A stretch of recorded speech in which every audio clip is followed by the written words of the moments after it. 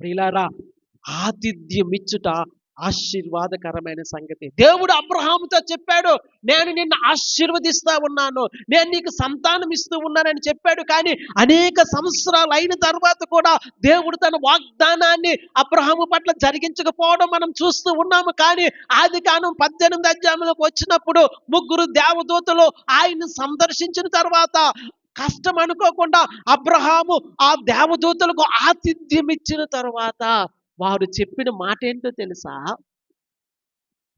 వచ్చే సంవత్సరము ఇటువంటి రోజుకి శారా కుమారుణ్ణి కంటూ ఉంది. ప్రియులారా, ఆతిథ్యంలో ఆశీర్వాదం ఉంది. సనుగు కొనక, అయిష్టంగా కాక, దేవుని సేవకుణ్ణి ఆశీర్వదించడం లేదా ఆతిథ్యం ఇవ్వడం అనేది చాలా ప్రాముఖ్యమైన సంగతి అని ప్రభువు